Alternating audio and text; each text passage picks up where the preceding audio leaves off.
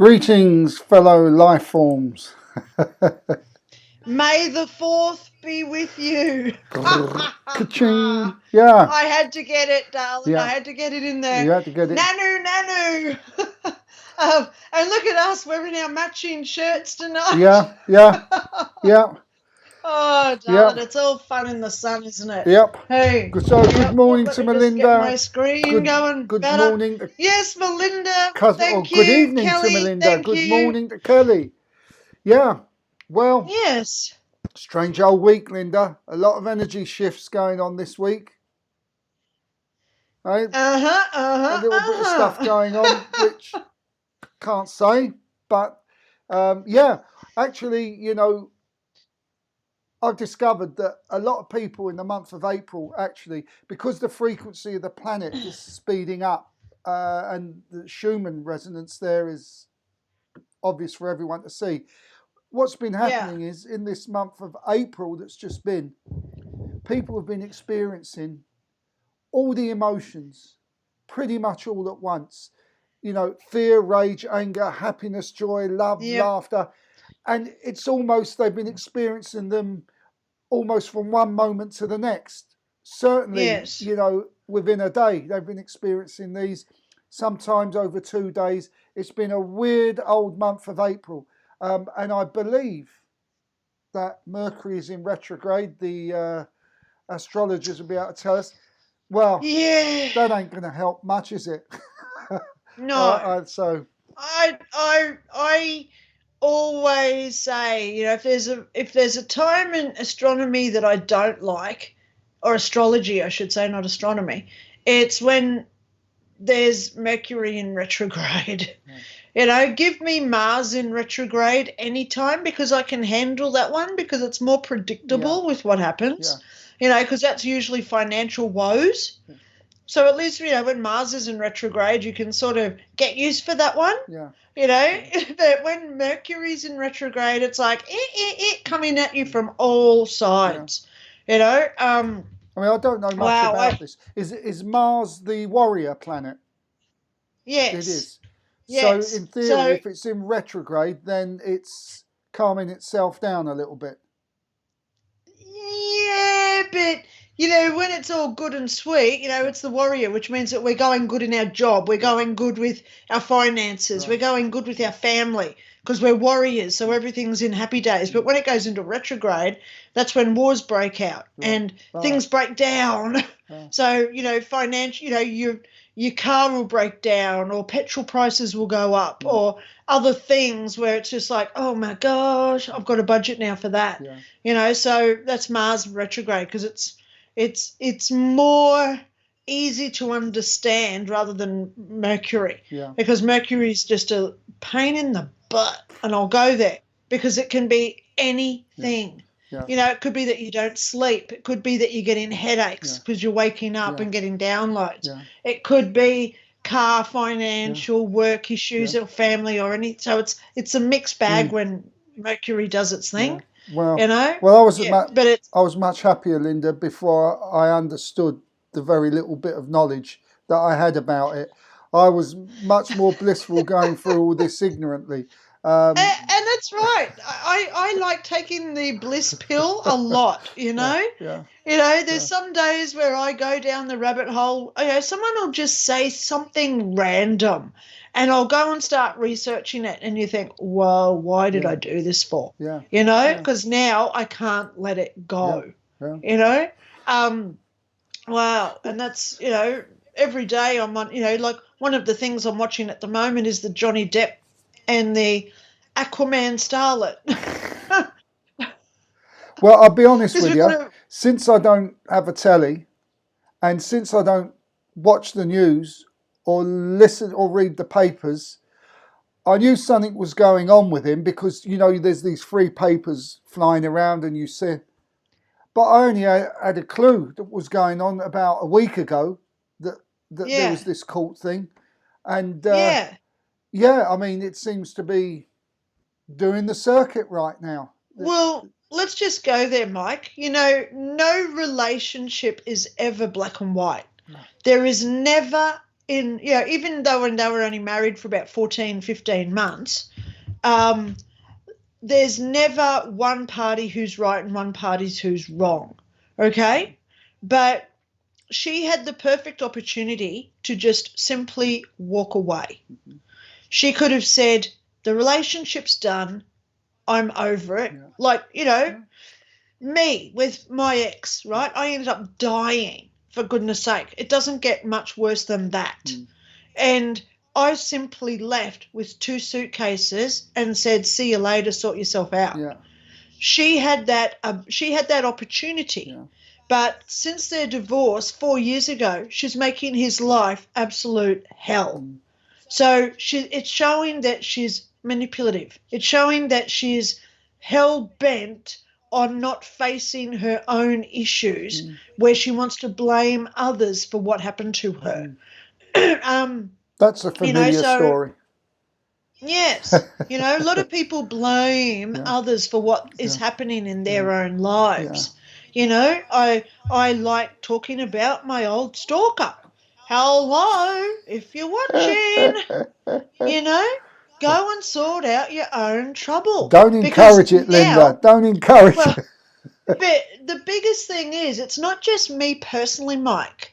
He's done this to other people as well. So we're looking now at repeated behaviours where, this is all over the planet. It's not just 1 or 2 people. Even Meghan Markle's in this mix now, where they're saying you've got to look at her repeated behaviours over the past 5 years where they try and control, they blame others for their own troubles, and they sit there smirking, thinking that they're so self-righteous for doing what they've done.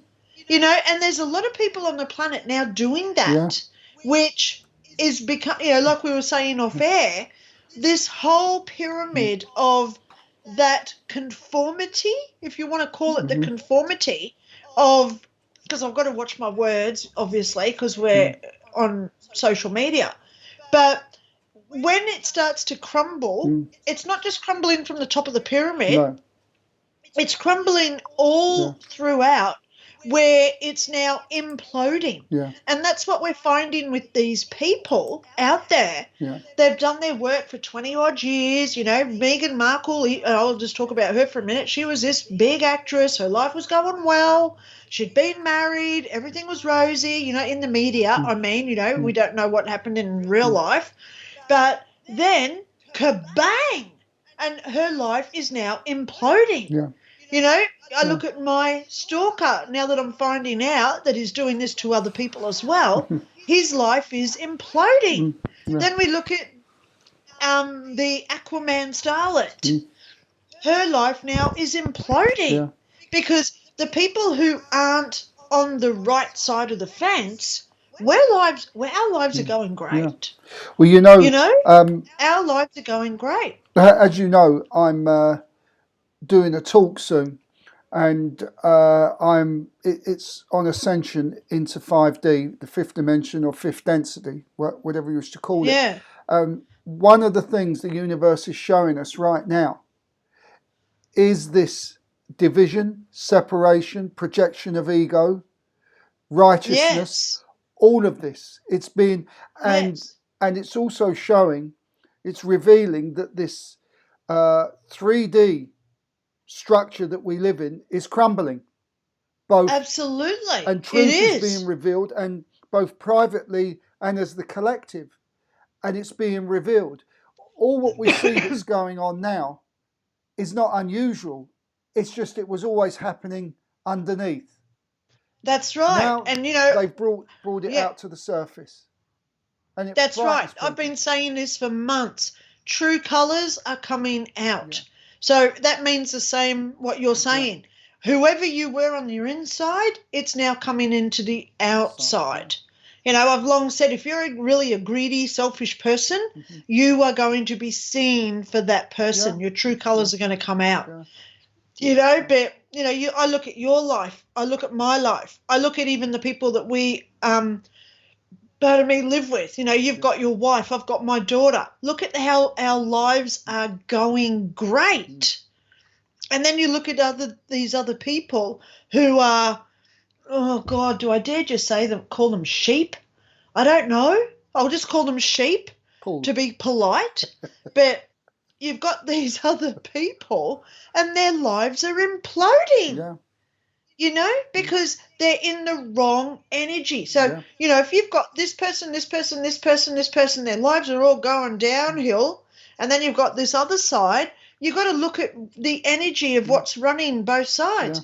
And, you know, a certain company that brought out a certain medical procedure, and the company starts with P, but everyone calls it F. If you know what I mean, anyone who sort of believes that, their lives now are imploding. Ties of the surpriser. Oh, that's right.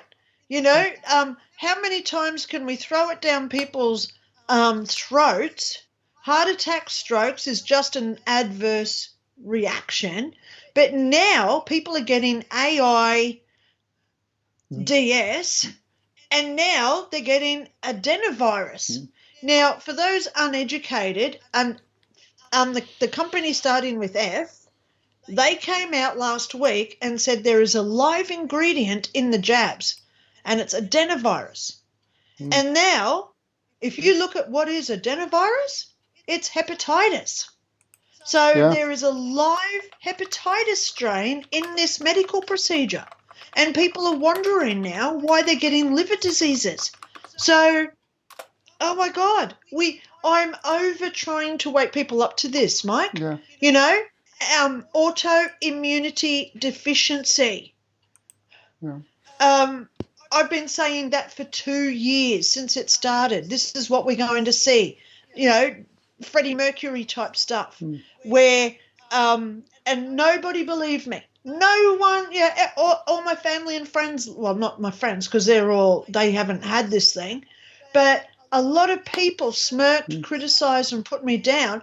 And it's all those ones now, their lives are imploding, you know? And it's so interesting to just sit back and watch this all unfold. Yeah. Because we must offer, at the end of the day, Mike, we must offer humility, humanity. And we must offer compassion and healing, and caring. Healing for all of us. And healing, for obviously. All of humanity. Healing and understanding that comes with they were only trying to do what they thought that was right because they were trusting the wrong people. Yeah. But anyone who was intuitive, because I know a lot of psychics, you know, just in my, I won't say my extended circle, but it's still a close-knit circle. I've got about 20, 25 psychics in my group, and like in my social group that's not on social media. And every single one of them from the get-go said, do not have this. It's the worst thing out. So, and I thought, thank God we've got these spiritual, intuitive people who are saying no to it. Because if you look at the people who haven't had it, we're all in the same boat. Yeah. You know, they're all intuitive, empaths. Whether they go up to our extreme, you know, psychic mediums and NDEs, etc., who have had that glimpse of reality past death. But anyone who just has those gut feelings of intuitiveness, they're trusting those which are coming more and more now, as the veil that separates the two worlds is closer. And the frequency of the planet speeding up. There's more intuition, more deja vu. Linda, we better get over to Katerina. We got to go and watch the news. We go to New York. So good they named it twice. And let's hear what she has to say. Here we go. Yes.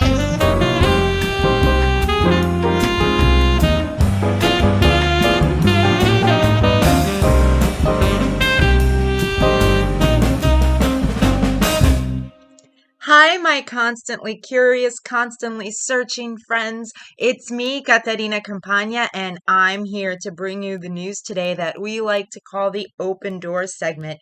You know, the news that makes you go, ah! Brr! Or simply, what the, why? What? No, why is no one else talking about this? Well, we're talking about it right now. It's actually kind of a notorious account.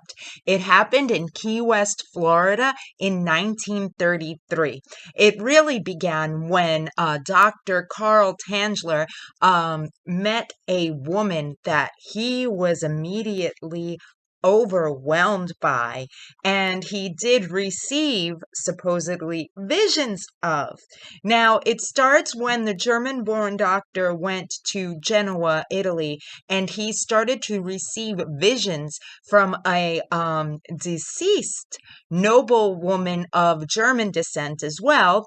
Her name was Anna van Bothkopf, and she was subject to exile and then eventually fled during her tumultuous life.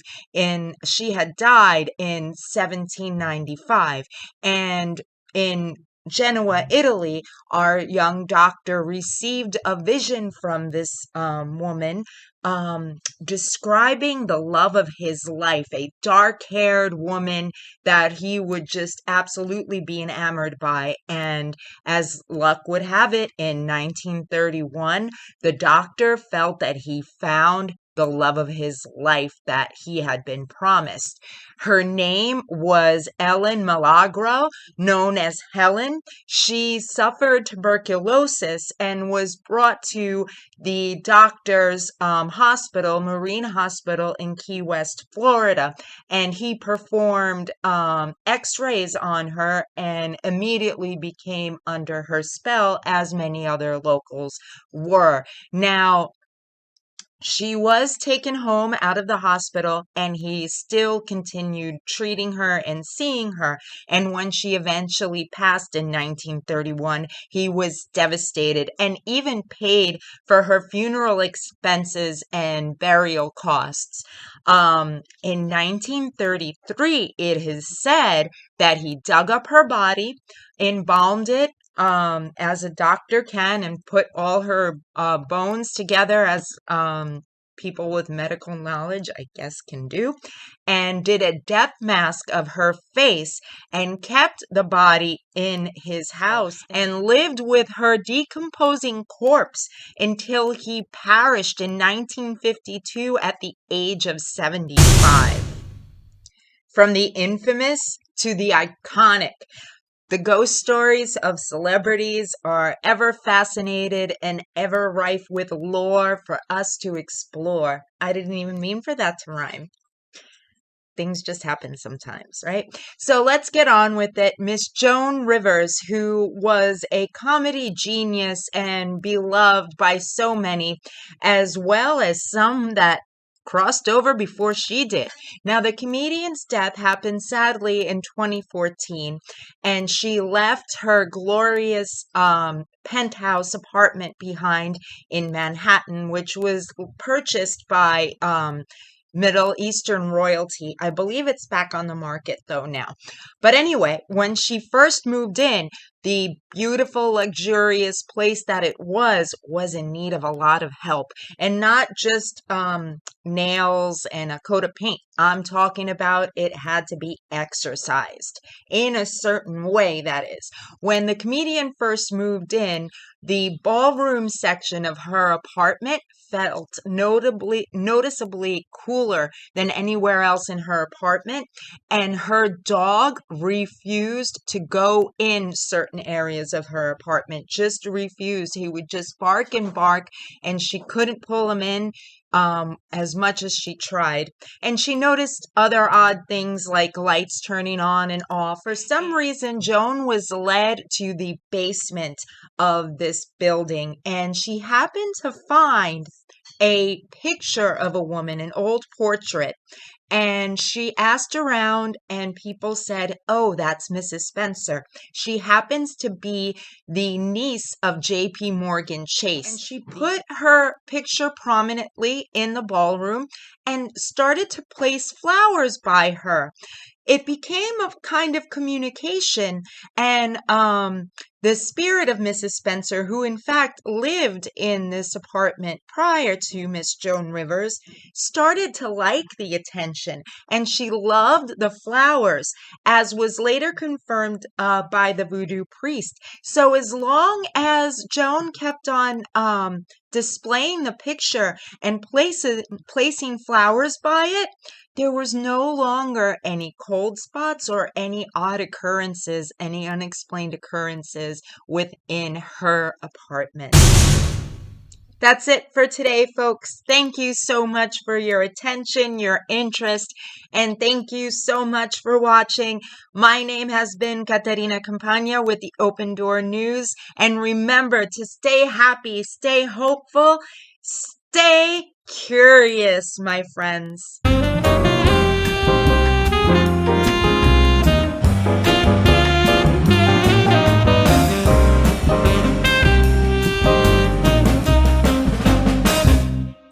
You know, I always when I hear that music, I always think of the Big Bang episode where Sheldon goes dancing with Penny and all the others, and he's doing this cha-cha type of thing. Yeah. Quite crazy. But yeah, so there old Dr. Tanza there had a bit of an obsession for this Yeah. this lady. Yeah. Well, You know, who hasn't seen a taxidermied animal throughout their life, Yeah. you know, but going to humans, it's a little bit, yeah. Yeah, you know, this is too, what was his name? Norman Bates. Oh, Wasn't yeah. that the Bates Hotel with the, Yeah. where he had his mummy still up in the lounge Yeah, room? yeah. Oh, gosh. Yeah. Wow. Well, You know, Joan Rivers, though, you know, that's a classic example, though, of how you respect a ghost. yeah. I wonder if You know, she they're put it, hanging out in the apartment together at the moment. well, who knows? Yeah. You know, I like Joan Rivers because one of the last, you know, I'm going back into my conspiracies here, but one of the last things that was filmed of her was where she was walking up a Up flight the of steps. stairs. Yeah. You know where I'm leading? Yeah, A certain yeah, Michael, yeah. not Michelle Obama. You know, Yeah. I've always given her credit because, you know, what we are seeing with this damn Amber Heard and Johnny Depp trial is you don't take a step out of their control, you know? No. You don't. You've got to play by the big rules of the big companies paying you. You joined the club, And- so you got to play by club rules. Yes. Yeah, so, you know, Joan Rivers to come out and say something like that about especially a POTUS, you know, that's just off the grid for what any sort of celebrity in America should do. Yeah. You know, so I gave her real kudos for that one. Yeah. Oh, and then what happened? She died a few days later. Yeah. So maybe they did see that interview. Who knows? Oops. So Well, anyway, let's get back to paranormal here. Let's get back. We're going to see a compilation of ghosts. And what's interesting, Yes. we're going to see another, creepy dolls. And I was doing a little bit of research on this, and it seems the emergence of creepy dolls all of a sudden again. I don't know if this is just because people are jumping on the bandwagon and putting the stories out now to get more hits, but there seems to be more and more tales of creepy doll stories. Yep, Annabelle's not alone. So we've got 3 guys. Yeah. Let's see what you think. Yep. We've got 3. let's have a look. Let's we see go. which. Evan uploaded this pic to our Slaptown subreddit, asking the community whether or not there's something more to this seemingly innocent photo. In the photo, we can see the OP's daughter and niece posing for the camera. In the foreground is their sister-in-law's phone, which is also taking a snap of the girls. At first, the family didn't notice anything, but in the photo on the phone in the foreground, there's 2 extra faces in the image. The first and most prominent face in the photo is that of an older man. The family immediately recognized the face as their grandfather, who had just passed away 2 months prior to this photo being taken. Take a look at this comparison photo. Although the photo on the right is blurry, there is indeed a resemblance to their granddad. The second face is a little less defined, but some of the family believes it also looks like their grandmother. Here's a comparison. Stranger still, the photo on the phone in the foreground that shows the extra faces doesn't seem to exist. The phone you can see didn't save the photo.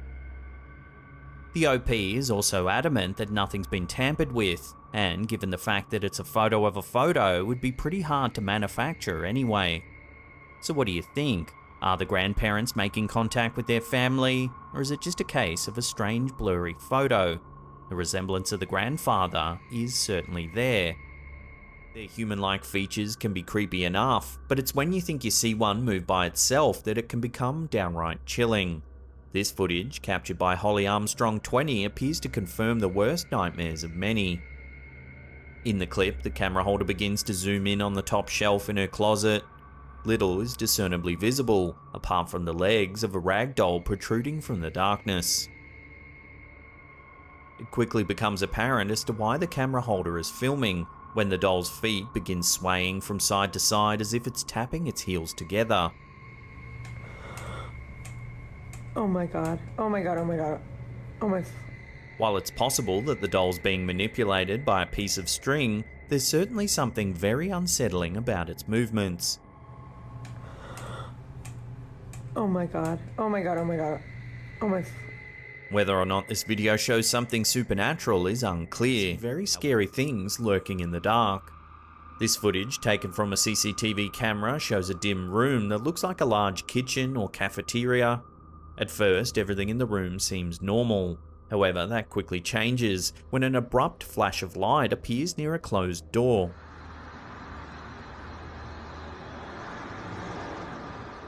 The flash of light briefly illuminates what appears to be a human figure. The figure is only visible for a moment before the room is once again plunged into darkness. If you watch closely over the next few seconds, the figure seems to stand and move around behind the counter on the far side of the room. In the darkness, it appears as a white mist moving and writhing above the countertop. After a few seconds, the room is suddenly lit up by light once again, this time by the room's overhead lights. Once the lights are on, we can clearly see that the area near the counter is completely vacant. Whatever the strange white shadow was, it disappeared in the instant that it took for the light to come on. Some interesting ones there.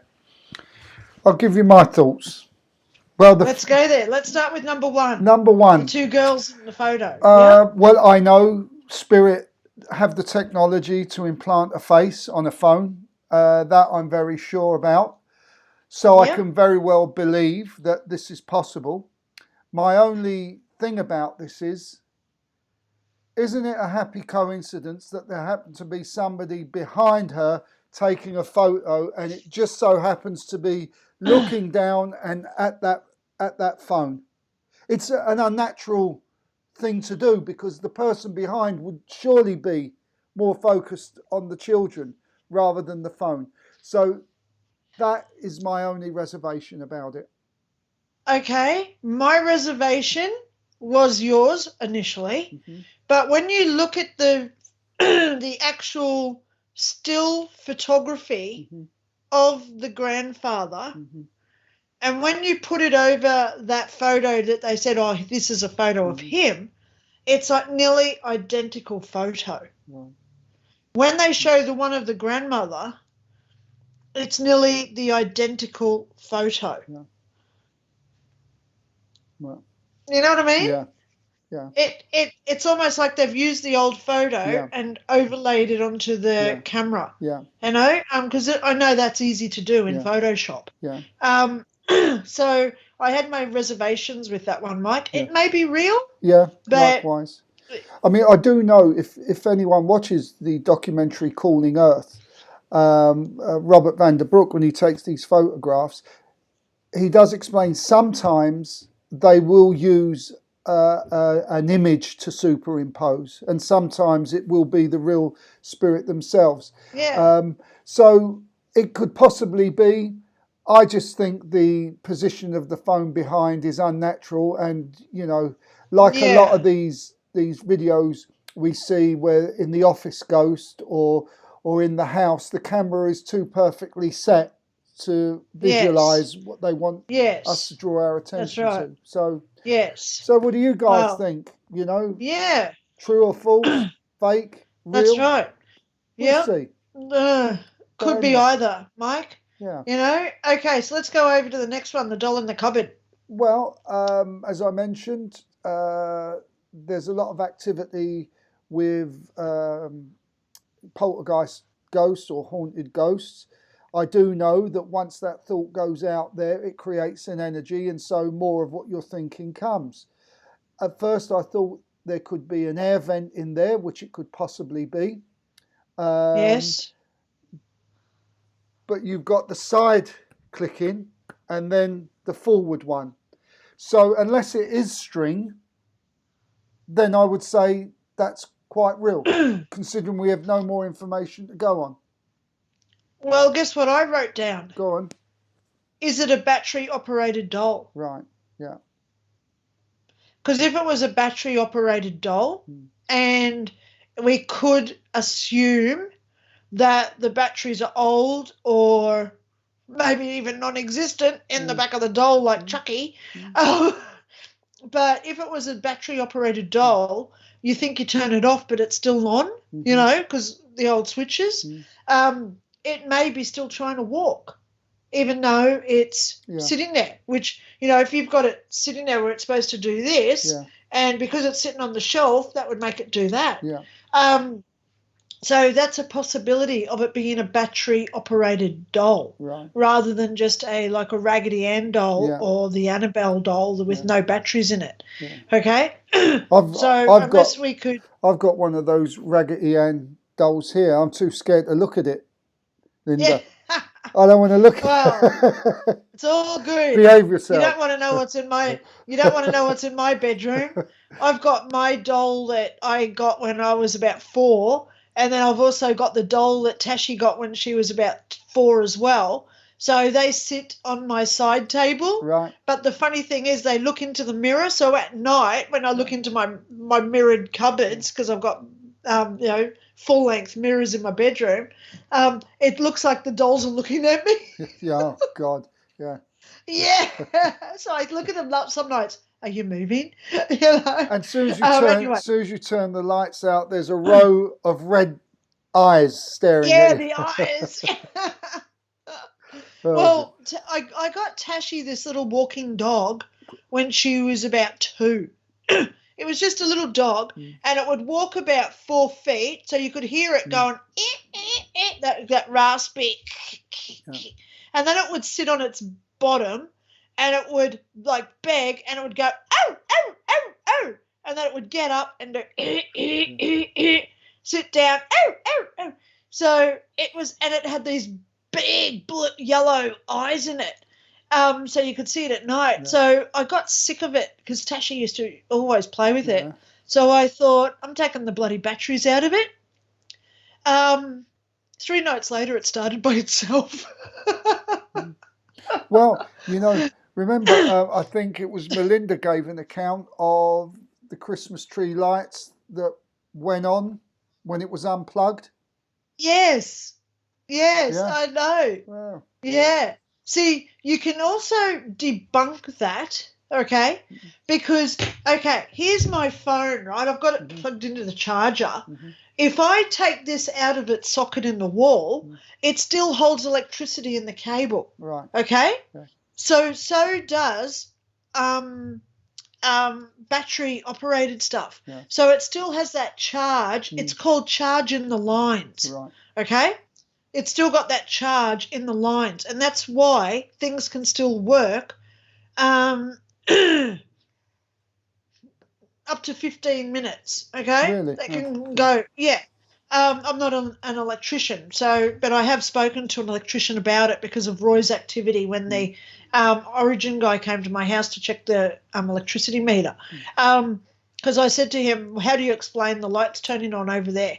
And he said, oh, it's just it's still powering the lines because of it's, the longer the line, there's more current in the cord. So it could be that. Right. Okay.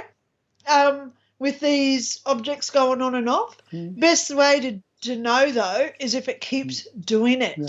Because that dog that I had for Tashi, no batteries, I swear it would start about 2 in the morning and it would go for about 10 minutes until, I got up. I actually was sitting there one night just watching it thinking, you don't have batteries in you anymore. Yeah. And it's, big yellow eyes. Ow, ow, ow, ow. Yeah.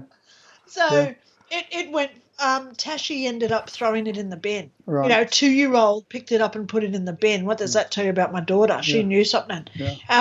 Yeah. So anyway, but, it could be battery that's doing the doll. It could be wind, as you said, with the air duct. If there's an air conditioning duct up there, I know what air does to just my hair, know. It could be anything. So unless you're there to look at the doll, to look at what's in that cupboard, see if there's any wires. I don't think it's wires, Mike. No. Because they were doing this and then they're doing that. Yeah. And it's loud because you can hear the feet hitting together. So I don't think it was wires. I think the solution is to pick it up and have a look. And see if it starts talking at you. Yeah. Yes, that sort of stuff. Yeah. Yes. Yeah. Yep. So the last one with the door. Yeah. What do you think? I think that's real. But you don't. I'll tell you what I don't like. Yeah. First of all, it's not a static camera. Right. It moves. The camera is actually moving. Right.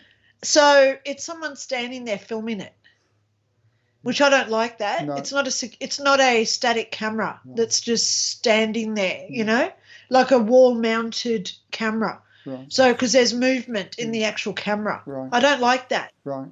I think they lost me at that. Okay. Because the door where the thing comes through, it's perfectly in the middle of frame. Right.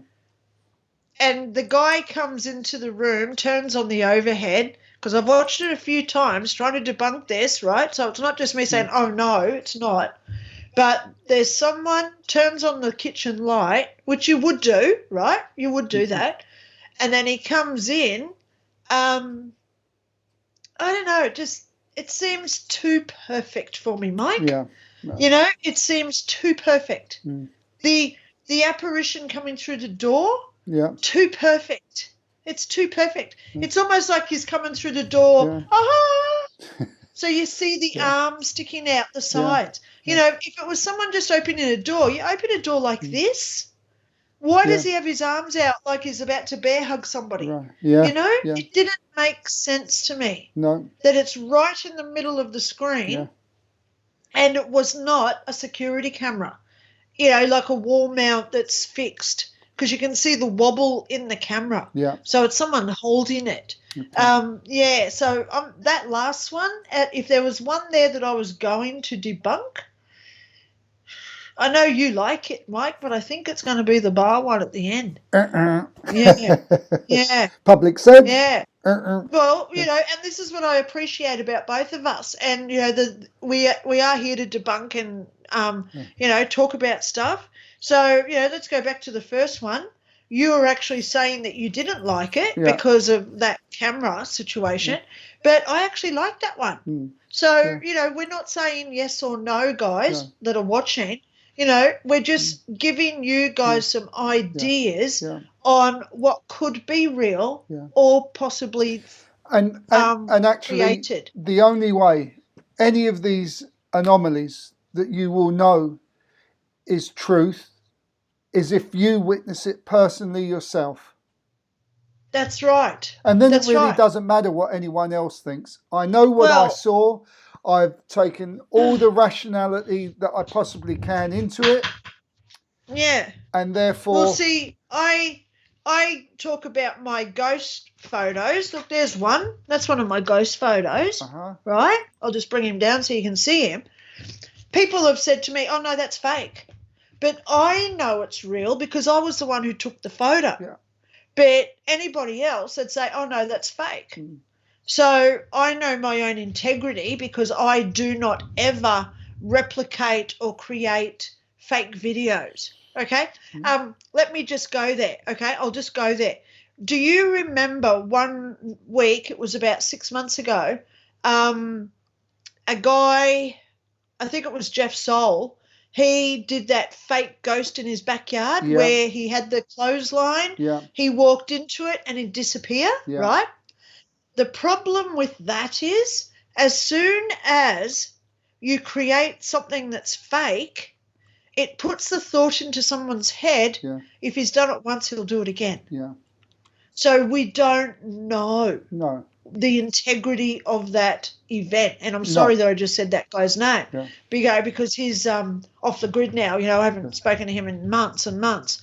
So, but, you know, for me, with my integrity as a psychic medium, as you are too, Mike, you know, we don't want to promote things that we've done as fake because once we've done fake, as soon as we've done fake once, how many other times have we done fake? Yeah. Right, so I personally will never do fake.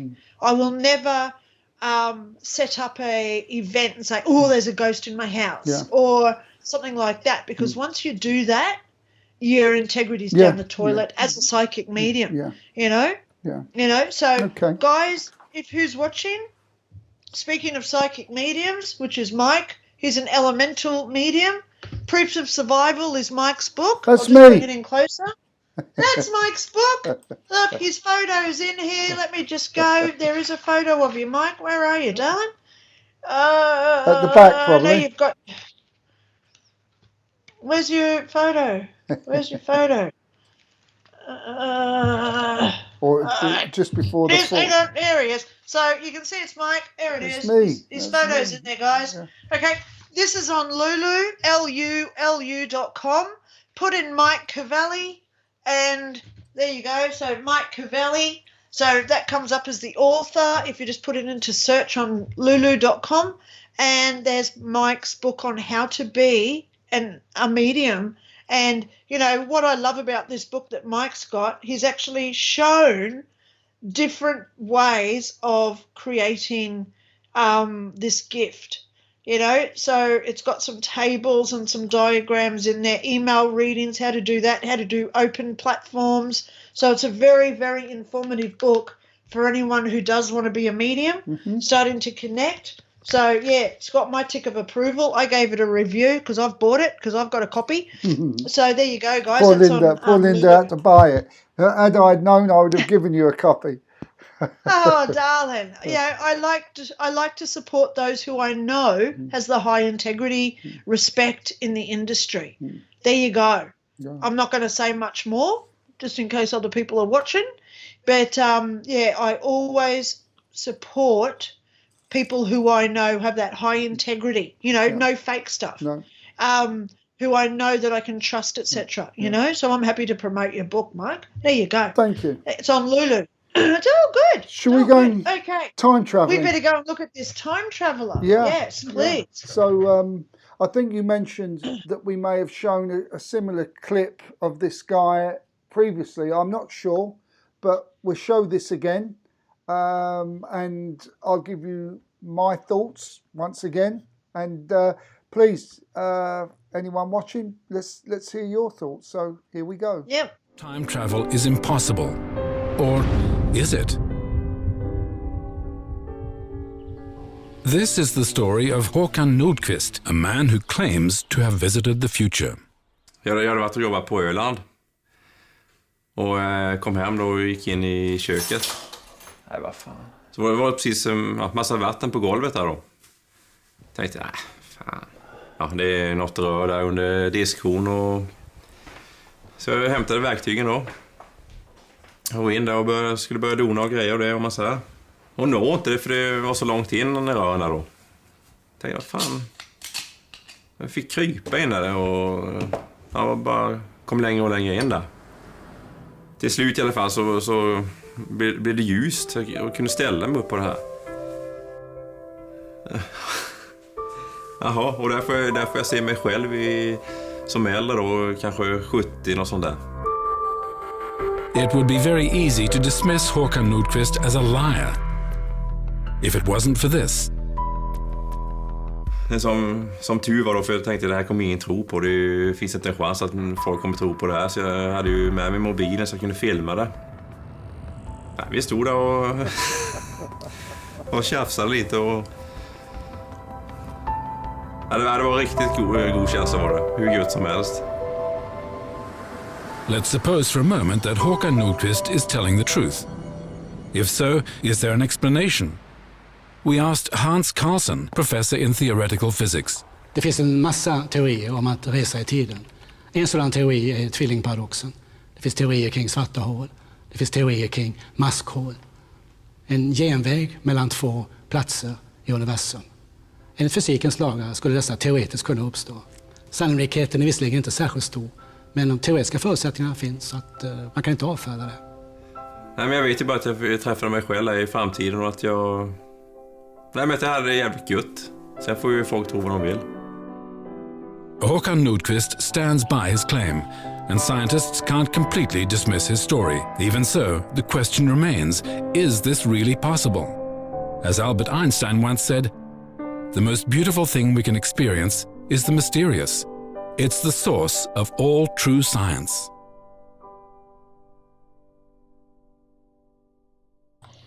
Well, as they say on the X-Files, I want to believe. However, couple of problems.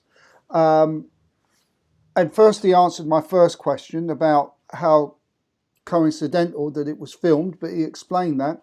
But I couldn't see that it was his other hand holding the camera. You know, you didn't see this arm extended. Now, I don't know if that was a dramatized version that they did, but they both got the same tattoos, and somebody pointed out in the comments, you know, negative comments are abound in this, that was his father. Oh, yeah. And it could well be. So, yes. I know time travel is possible. Yeah. He seems like a guy that why would he want to lie? Why would he want to make this up? So I don't know. I would have to err on the side of this not being all what it seems to be. That's where I'd go with this. I would have liked him to have explained more of what it was like when he opened the cupboard and saw the vortex. Yeah. Because if he had gone into that detail, anybody else that has seen vortexes would then be able to say, that's not true, or, wow, he's got the same version. Yeah. Okay? So I would have liked to have known what he saw when he went into that cupboard. Did it just open into that field where his dad or he was, or his dad, I don't know. Right. But you know, I'd like to see the extended version of it, you know, whether he's written a book about it or whatever. Right. Obviously, if this was true, why hasn't he written a book about it? Yeah.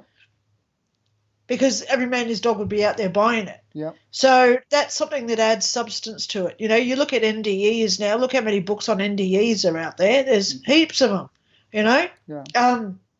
So, you know, but for him to have that niche of something that's not very common, he would have written about it somewhere. Yeah. Yeah. You know, instead of just saying, oh, yeah, I had this experience where I walked through the back of the cupboard and I met myself when I was 60 years older or whatever. You know, he would have written a book about it, or he would have had something published about it, or appeared on someone's YouTube channel or something, you know, because it's a rare thing and people are interested in those rare things, especially in paranormal. Yeah. Yeah, so that's what irked me. Yeah. You know, I had a look at the twin paradox that they were talking about. It virtually reads that if someone, you've got two twins, one goes into space, when they come back, one is aged. Yeah. So, Yeah. you know, it could be that there's twins. One's disappeared because you don't know if you didn't mention what his family was like. Yeah. Then we've also got time dilation. Was it a fact of time dilation? Yeah. You know, this is actually a word that I'm using in my book about ghosts at the moment. Could this be what happens with ghosts? They go into a dilation of time where time does not exist. So, you know, you go through this like vortex where it dilates, so it's not current time. It like bends like a string. So now we're talking damn quantum physics here and string theory like Sheldon Cooper, where time bends. So instead of being 60 years, you cut through. Yeah. So it's only like 30 seconds. Yeah.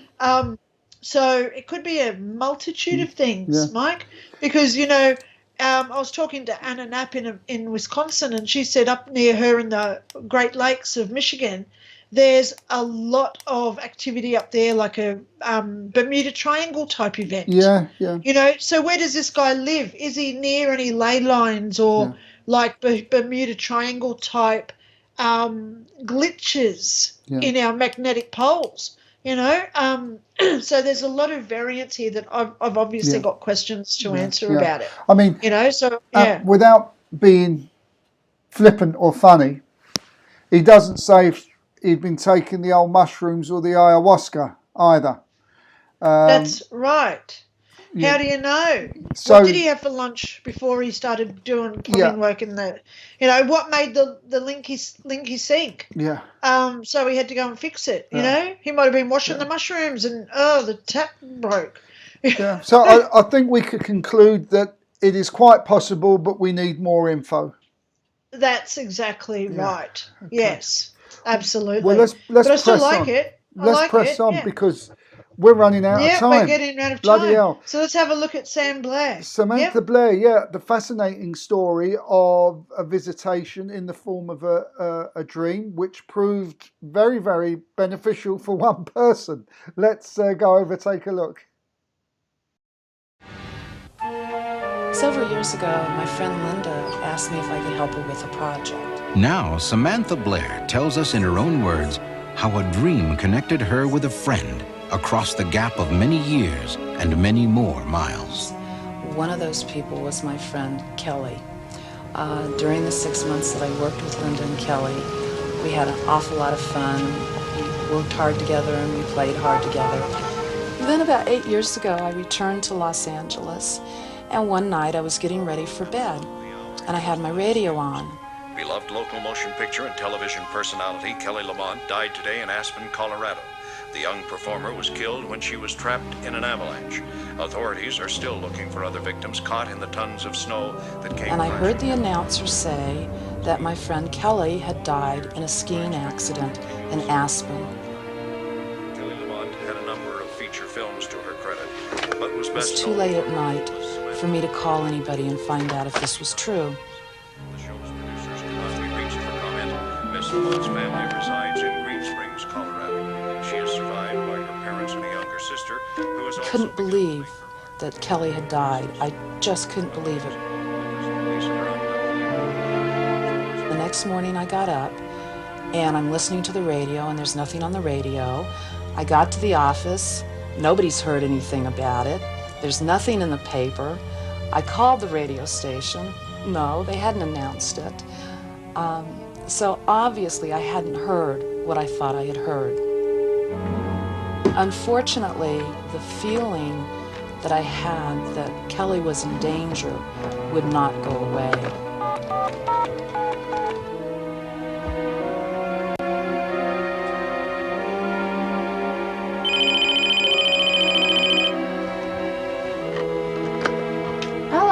Kelly? Samantha, how are you? I'm so worried about you. I thought I heard this thing on the radio. It must have been a dream. What kind of dream? I dreamt you died in a skiing accident in Aspen.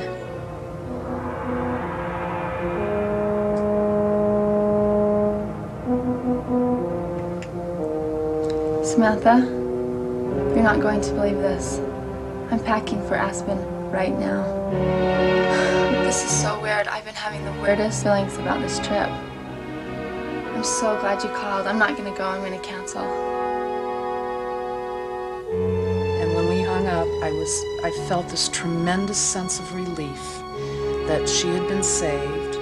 A few days later, there was a massive avalanche right where Kelly intended to ski.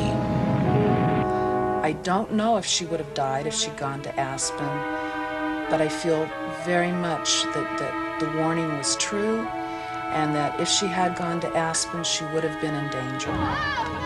A powerful force that linked friends together across the years and even beyond the boundaries of time and space allowed them to share a brief vision of a future that might have been. Some might call it coincidence or imagination, but Samantha Blair calls it a miracle. Cool one, I reckon. Yeah? Oh, isn't it gorgeous? Yeah. So it just shows time does not exist, Mike. No. If we've got a connection with somebody, it's always going to be there. Yeah. You know, whether it's a 5-minute connection, 5-year, or even a 50-year or more. If you've got a connection with someone, it doesn't mean that, I haven't seen them in 20 years. You've still got that energy connected there because there's no time with this stuff. Yeah. What a beautiful, beautiful story. Yeah. So I did research Kelly Lamont. She is actually an actress. Really? She's an American actress. Yes, she's out there. Not a big-time star. You know, she's only done a couple of little like TV shows, etc.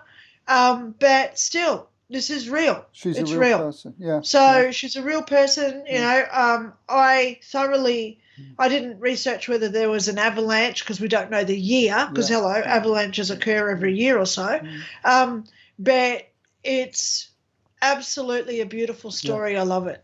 Yeah. I mean, here's a case where I think, you know, a life plan had to be fulfilled by going to this reservation, this skiing trip.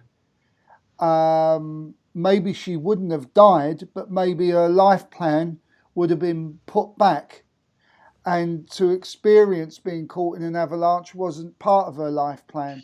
So it could be that she was straying off her life plan a little bit, and this is where the intervention took place. That's right. That's why the intervention had to occur. Absolutely. Yeah. You know, but we've got to remember we cannot ever question who's got what in their life paths, guys. Yeah. You know, we can only ever assume why things happen because ultimately it's best to just allow things to happen. If we do get these glimpses where we can save someone, which I call premonition dreams, you know, it's like a gift. That's why they call it a gift. Yeah. You know, so we can change. Yeah. Absolutely. The outcome of a situation. You know, the fact that there was an earthquake, an avalanche that occurred, this just shows me that it was a definite premonition. Yeah. You know, how many times do we hear people say, "Oh, don't get on that plane; it's going to crash." You know, you get on the plane and it lands. Yeah. And you think, well, it didn't crash. I could have gone on that flight. I had to sit at the airport for 4 hours until I got another one. Yeah. Thanks very much. And that one we crashed. don't know. but then what would have happened if that person had been on the plane? Exactly, yeah. We don't know. You know, they could have gone to the toilet and a simple flush could have sent some wire into overload that crashed the plane. Yeah. We don't know. So we can never ask why didn't it happen, you know, like if there wasn't an avalanche. But at the end of the day, you know, if I had a dream right now today about someone I knew like 5-10 years ago, I don't even think I'd have their phone number for a start. No. So how good was it? So there's that synchronicity straight away that she still had her contact details. Yeah. And also the fact that she answered the phone, there's another synchronicity. Yeah. You know, so to me, she had to go. Yeah. She had to ring, go and get on the phone and ring her and say, look, I've just had this dream about you. Yeah. Yeah.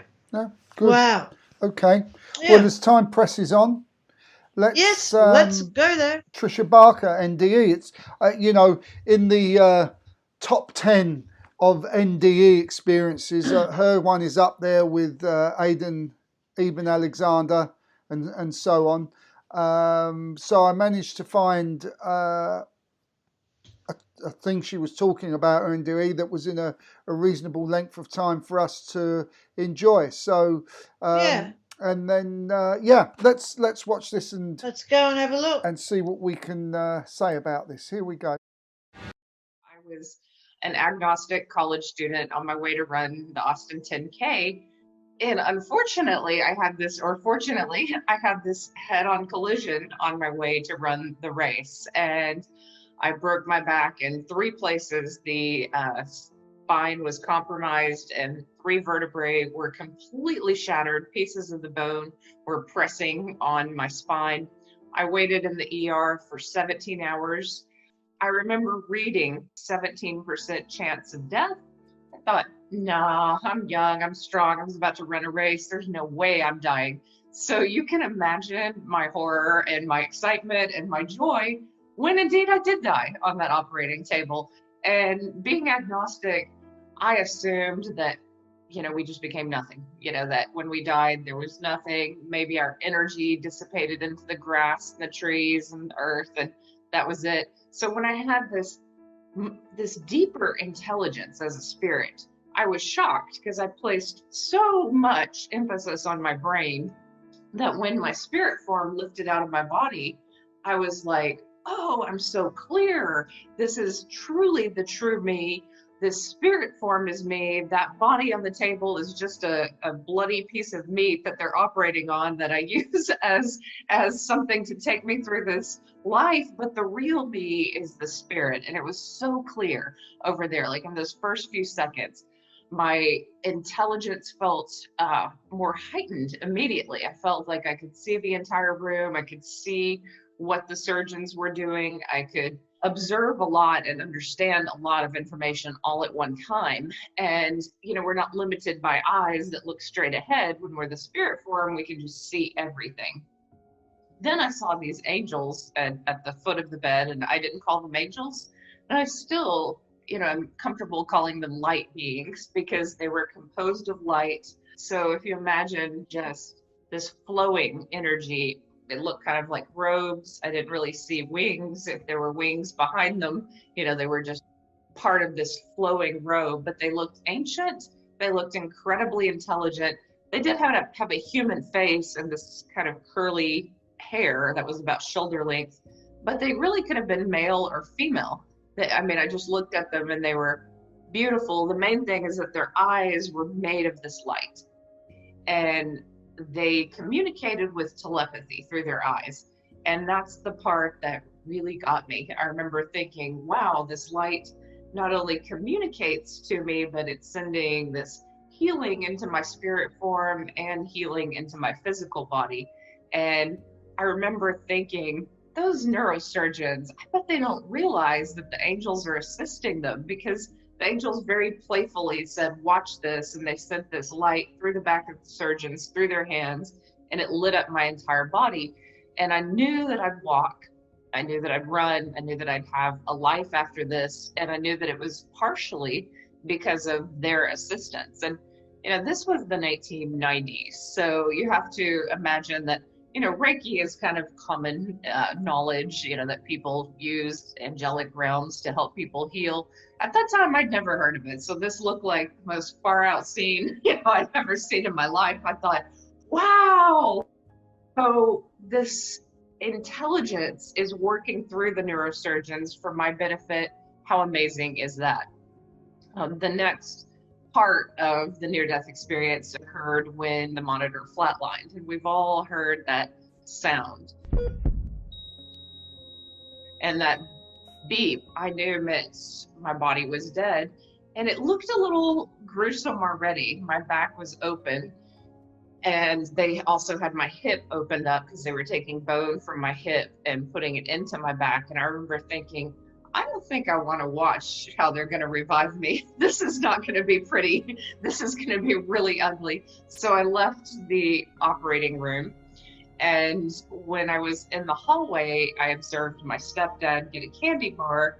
And this became a verifiable detail later. But, you know, in the moment, I just remember thinking, oh, that's funny. Thought he was a health nut. He's eating a Snickers bar.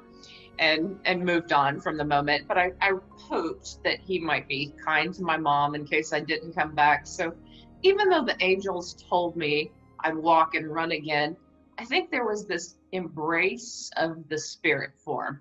And immediately it's like I was trying to take control of that and go, yeah, I don't really have to return, do I? Like this can be just my reality from this point forward.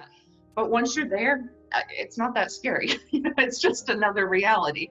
And so in that place, I felt the intelligence of God coming toward me. God showed me my life. I relived certain moments. Moments that were most important to me were the moments where I was kind or I was in touch with God. Then God showed me that I should be perhaps better to people.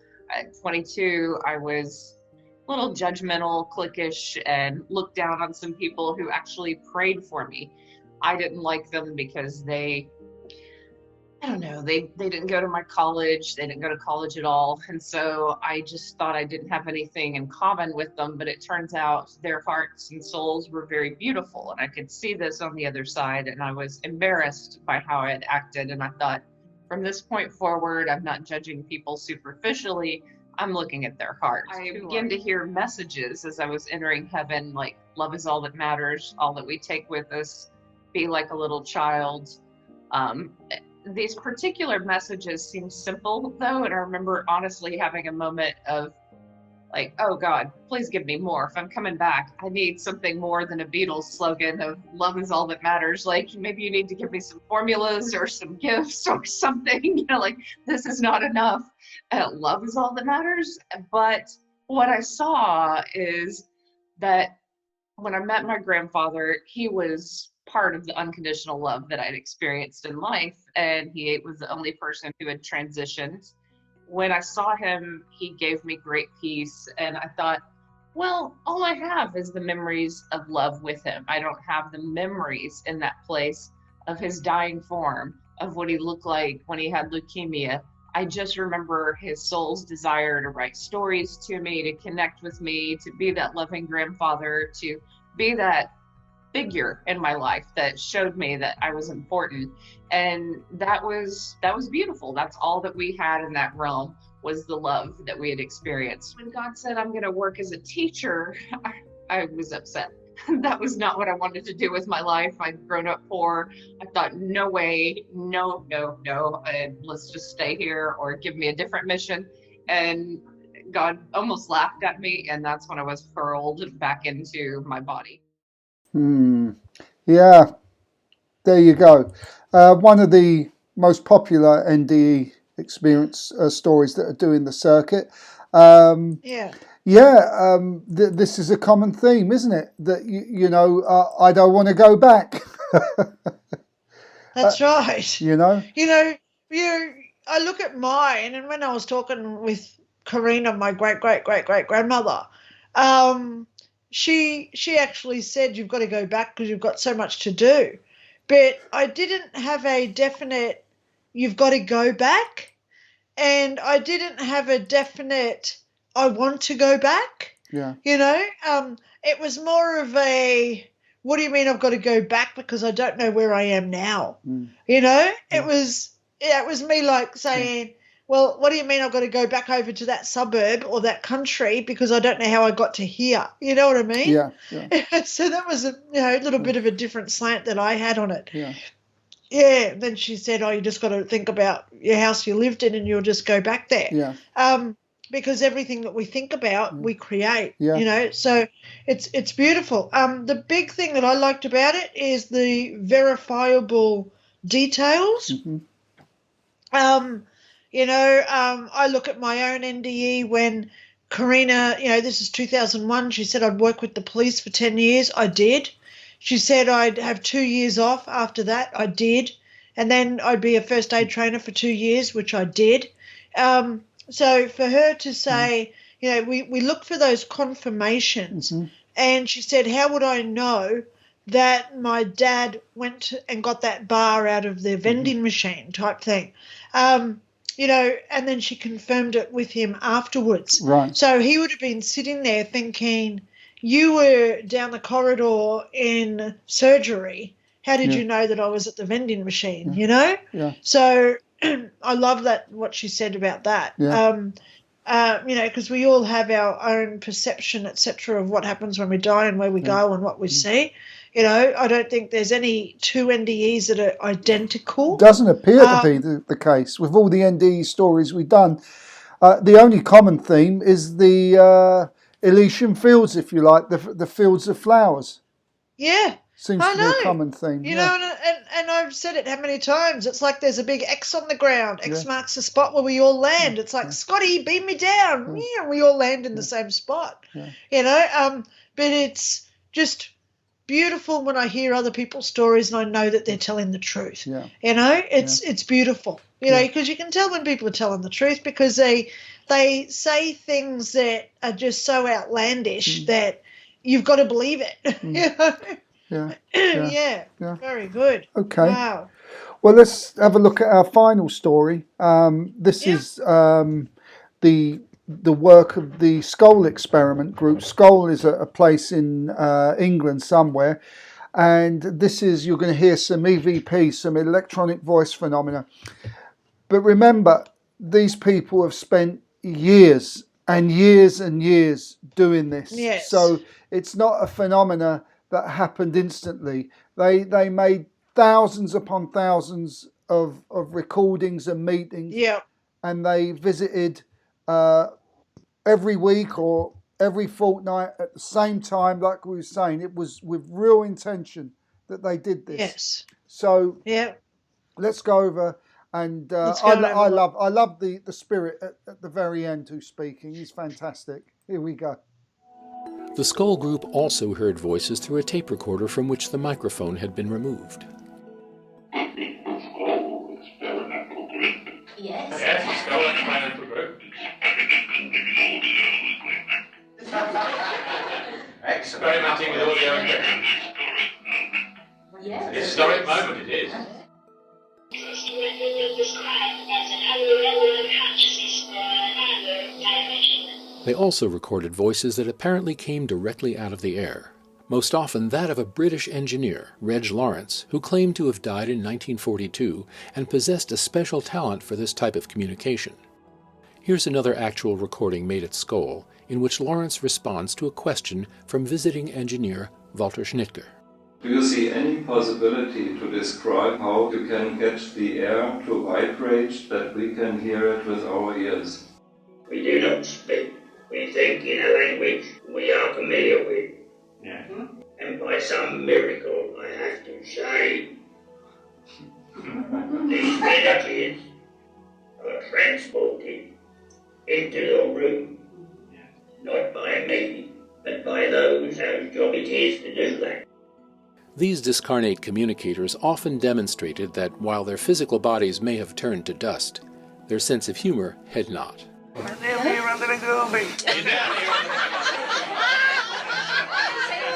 all right over there, John? No. No. Shut your eyes. Yeah. Yes. Think of something very nice. No, not that. Think of an ice cream or something like that.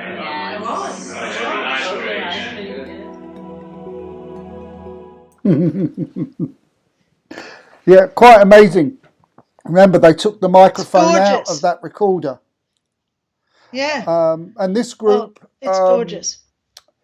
Did we play it last week? I think we did, where a paper from 1945 was manifested. and they took it to a paper specialist and said that this is an original. The ink, the paper, everything is original from that period. Everything was original. Yeah. Wow. Yeah. How do you explain it? Yeah. You know, I've researched the skull experiments. There's a couple of books out there. Yeah. One's called The Afterlife Investigations, The Skull Experiments. Then we've got The Skull Experiment by Grant and Jane Solomon. That's over at QBD Books, which is in Queensland, Australia. We've got Weird Norfolk, The Skull Experiment on YouTube. So these guys are out there. Remember what I was just saying, Mike, about that time traveler guy? Yeah. Because he's got something different. Why isn't he out there advertising it? Yeah. You know, the skull experiments, they've got videos, they've got books, they've got Netflix shows about it. They've got this, they've got that. Whereas this guy had that opportunity if he wanted to, because he may have wanted to keep it private, but we found it. Yeah. But, you know, if he wanted to get it out there, he's got the avenue to do it. Yeah. The time traveler guy going through the kitchen sink. Yeah. Yeah. Crazy. Yeah. Well, you know, why isn't he going to science and saying, please explain? Yeah. That's the first thing I'd be doing, going to some university science department and say, hey, do you want to know what happened to me? Let's try and prove this. Yeah. You know? Yeah. I mean, one of the issues is like the work that I do with the table. If I was to make it too public, and the church saw it here in Austria, Catholic Austria, I would probably get a knock at the door.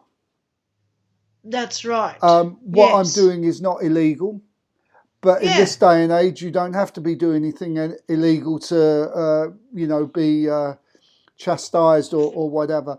But I know that's exactly right. I mean, this is why when we start doing our design service soon, we're not going to call it the so-and-so spiritualist church or whatever, because it just draws too much attention, because spiritualism is not really recognised or favoured in deeply Catholic Austria. So that's exactly right. We just got to be a little bit sensible with it. You know, I think we've still got the stigma attached to us from the 60s flower power times. Right. You know, when you say, "Oh, I'm spiritual," they think, "Oh, well, where's your crystals? You know, where's your crystals and your hippie bands?"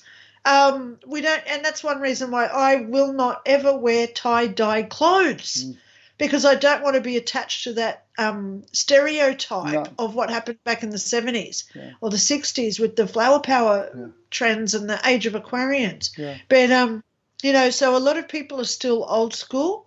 But then they have an experience that they can't explain, and they start to open up a little bit. You know, so wow. But I love that scale experiment that we just saw, Mike. Getting back to on point with that, you know, that was really good footage. Really good footage. You know, I've heard some really cool EVPs over the years.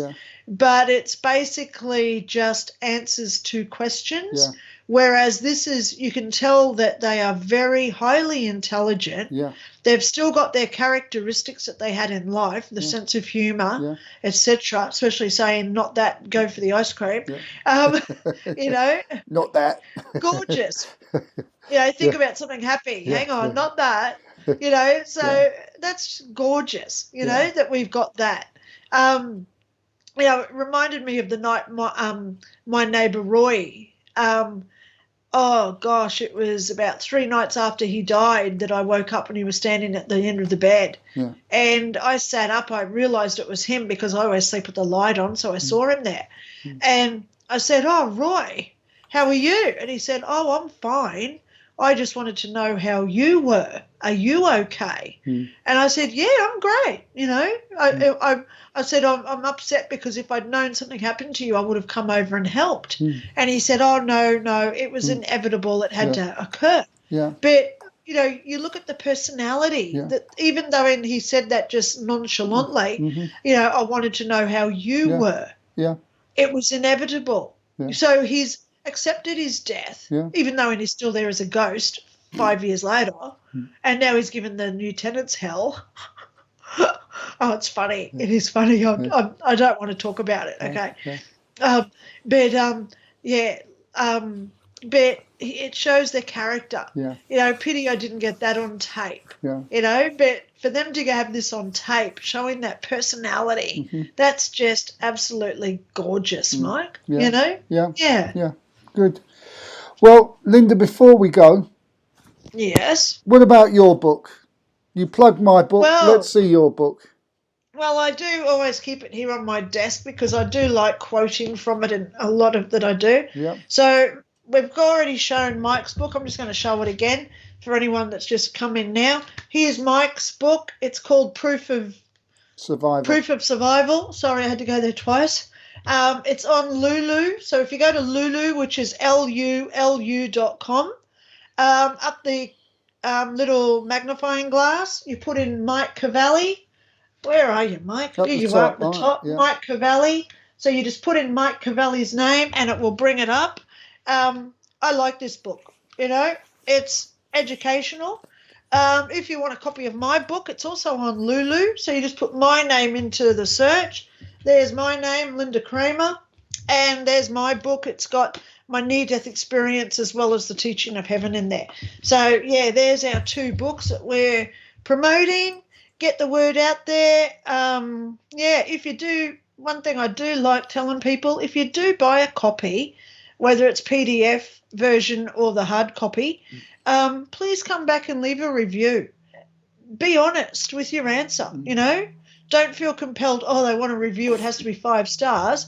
It's always your decision. But we do like the reviews because obviously more reviews that we get, the more our book is then advertised through Lulu. Yeah. Okay? Yeah. Yeah. So there you go, because we're both published authors.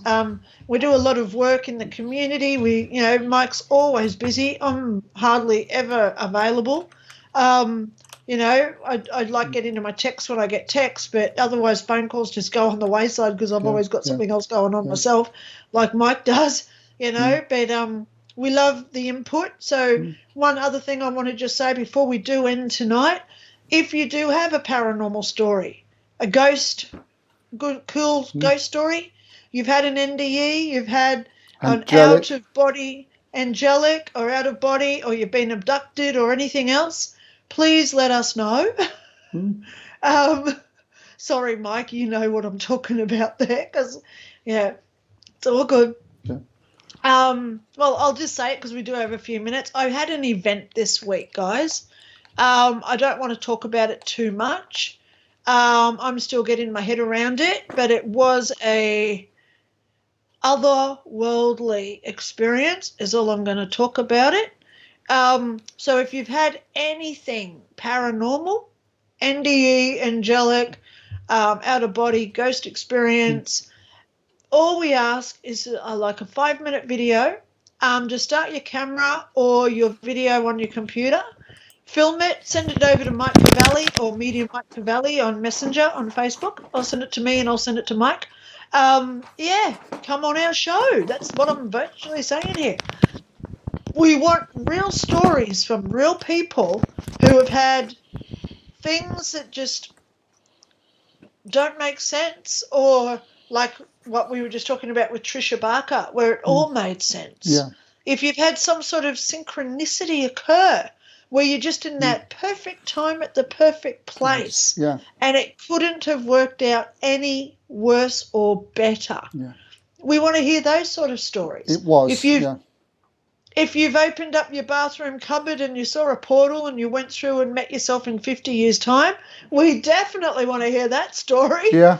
So, if you don't want your video on our show, you can actually write it as a story. Yeah. Just email it to me or Mike or send it over to us on Messenger and we'll read it out on the show. We'll get Katerina to read it. Yeah. If you don't want to, if you want to stay anonymous, because, a lot of people do feel weird putting their stories out there. I've done videos where I say, I've got an email from the initial A. So you don't know if it's male or female. Yeah. And they live in America. Yeah. Hello, there's 500 million people in America. So how many of those start with A? Yeah. So, you can be anonymous if you wish. Yeah. If you like Mike and I, we love our name out there, so we don't care about it. Sorry, Mike. We don't because care. we're so, well, mate, we're just us, but other people, they do get a It's little bit. understandable, yeah. Yeah, of course it is. Of Yeah, course it is. yeah. They, not everybody has the confidence levels of me, I tell you. Oops. But anyway, guys, Yeah. in a nutshell, the way to go forward through this 2-year mess that we've been in is we cannot go back and change the past. We can only move forward into a future. And the future is dictating that 5D, I should say, is taking over. So prepare for what is coming. For those who are spiritual are waking up. And those left behind, their worlds are starting to implode, as I said at the beginning. Yeah. It is noticeable now. We Yeah. are seeing it. Yeah. People who I thought were kind and loving, everything in their life is going wrong at this point. Their fridge just broke down. Yeah. Their cars are breaking down. They're losing their jobs or hours getting cut back, that sort of stuff. It's becoming obvious now, the crumbling away of this negativity that's been around for the past few years. We are going forward, guys. You're watching us for a reason. So please buckle on and hold on, for the roller coaster is not over. Buckle up, I should have said. Thank you. Well, I was thinking on, in a roller coaster, they put it on you. So get prepared, guys, because those who are on the right path, our lives are about to flourish, and it's gorgeous to sit back. We don't have to do anything. We don't need to judge, accuse. No. We just sit back and allow the karma to unfold. Yeah. Okay? That's all I'm going to say. And all right? And a perfect way to finish. Only a minute late this week, but there you are. I love you, Mike. Everybody, well, from Australia, it's time for me to go to bed. Have a good one. Time for me to eat. Feed the cat. I'm going to feed my cat too before bed. Okay, guys, have a great week. See We'll you, see you everyone. next week on the show again. Take All care. right, bye. Bye.